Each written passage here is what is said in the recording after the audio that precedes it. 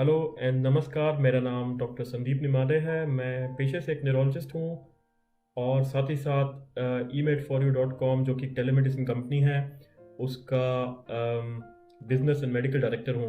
मैं डसल्डॉर्फ जर्मनी में रहता हूँ और सबसे पहले मैं आप लोग सभी लोगों को धन्यवाद देना चाहता हूँ कि आप लोगों ने emed4u टीम को इस मंच पर इनवाइट किया अपने अपने विचार रखने के लिए। आज का जो सब्जेक्ट है वो बहुत ही इम्पोर्टेंट सब्जेक्ट है दोस्तों, क्योंकि ओवर मेडिकेशन जो है बहुत ही कॉमन प्रॉब्लम है। आजकल मेडिसिन की अवेलेबिलिटी बहुत ही ज़्यादा हो गई है। बिना प्रिस्क्रिप्शन के काफ़ी सारे मेडिकेशन अवेलेबल हैं और इसी वजह से काफ़ी बड़ा खतरा रहता है जब कोई बार बार सेल्फ मेडिकेशन करता है, उससे ओवर मेडिकेशन या मेडिकेशन अब्यूज़ का खतरा बढ़ जाता है। क्योंकि मैं न्यूरोलॉजिस्ट हूँ इसीलिए मैं एक सबसे कॉमन न्यूरोलॉजिकल प्रॉब्लम के बारे में बोलना चाहता हूँ, जो कि हम सभी को ज़िंदगी में एक न एक बार हो चुकी है, जो कि है हेडेक या सर दर्द। आप सभी जानते हैं हेडेक हम सभी को कभी न कभी होता है, पर जब हेडेक बार बार होने लगता है तब हम काफ़ी बिना सोचे समझे पेन किलर्स लेने लगते हैं, जो कि आजकल मार्केट में काफ़ी इजीली अवेलेबल है। आप किसी भी केमिस्ट शॉप पे जाएंगे, वो बिना डॉक्टर की पर्ची दिए आपको कोई ना कोई पेन किलर सजेस्ट कर देगा। कॉमनली पेन किलर्स होते हैं पैरासीटामोल, इबुप्रोफेन और काफ़ी सारे दूसरे कॉम्बिनेशंस में, जो कि डिक्लोफेनाक भी हो सकती है, एसिटामिनोफेन भी हो सकती है। और wide variety of pain killer आजकल अवेलेबल हैं।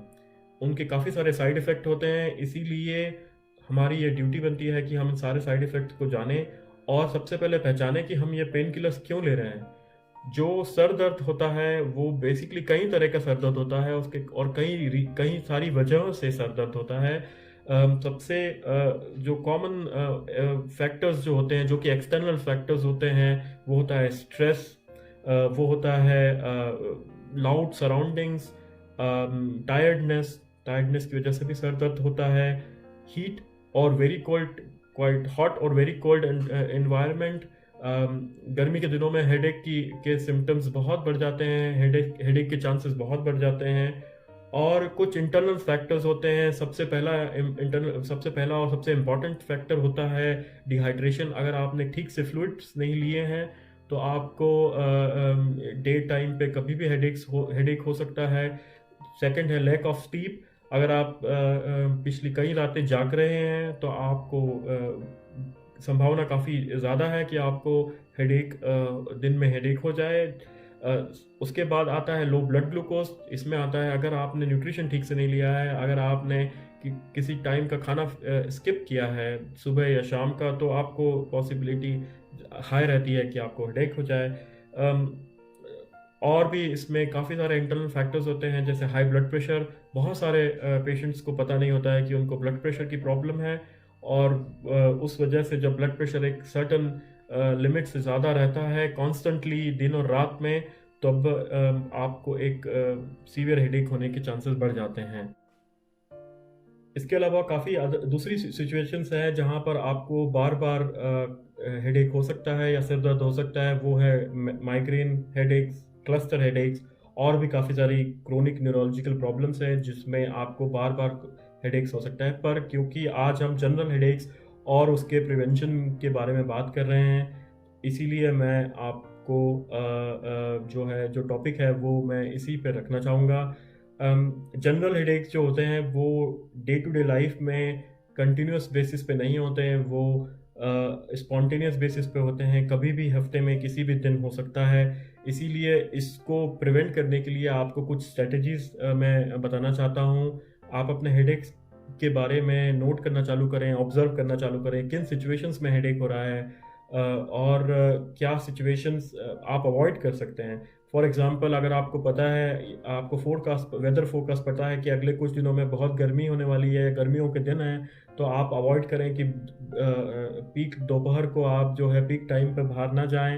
इवनिंग या मॉर्निंग में अपने सारे काम निपटा लें। अगर आपको पता है कि आपको सारा दिन घर से बाहर रहना है तो अपने साथ कूल वाटर बॉटल या फिर फूड लेकर चलें।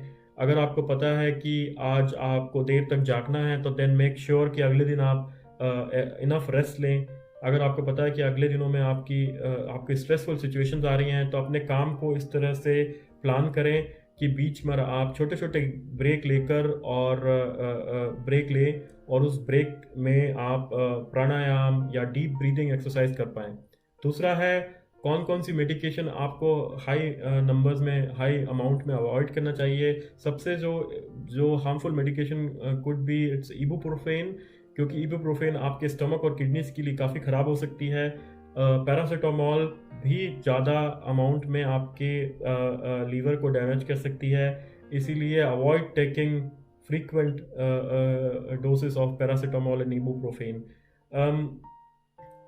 जो बेसिक मेथड्स हैं जिनसे हेडेक आप बहुत आसानी से दूर कर सकते हैं, उनमें आता है मसाज, सर का मसाज हो गया, या फिर आप पेपरमेंट ऑयल, या फिर बहुत ही डिफरेंट टाइप के ऑयल जो आजकल मार्केट में मिलते हैं, वो आप अपने हेडेक, जो हेड के फोरहेड को और अपने सर में लगा सकते हैं, जिससे आपको काफ़ी रिलीफ महसूस होगा। देयर आर सम एक्सरसाइजेज, कुछ एक्सरसाइजेज भी हैं जिसमें आप अपने हेड और शोल्डर को एक सर्टेन मूवमेंट दें। आजकल काफ़ी कॉमन हो गया है कि लोग एक एक पोजीशंस में अपने मोबाइल फ़ोन को देखते हैं, जिसमें जो हेड है और जो नेक है उस पर काफ़ी प्रेशर आता है, because head is also very heavy part of your body. इस वजह से शोल्डर और नेक मसल्स जो हैं वो काफ़ी थक जाती हैं, and they could also irritate nerves, जिसके थ्रू आपको हेडेक हो सकता है। इसके आगे हम बात कर सकते हैं कि अगर आपको फ्रीक्वेंट हेडेक हो रहे हैं और वो पेन किलर लेने के बाद भी नहीं जा रहे हैं, तो देन प्लीज़ डॉक्टर की एडवाइस लें, एक बार अपना ब्लड प्रेशर और फिजिकल एग्जामिनेशन करवाएं। और ये बहुत ही इंपॉर्टेंट फैक्टर्स हैं। अगर आप ये फैक्टर्स ध्यान में रखेंगे तो आप अपने हेडेक को बहुत अच्छे से पहचान पाएंगे, और आप जो एक रिस्क है ओवर मेडिकेशन का, वो नहीं रहेगा। इस सब्जेक्ट में बस मैं इतना ही कहना चाहूँगा दोस्तों। आपसे फिर मुलाकात होगी। नमस्कार।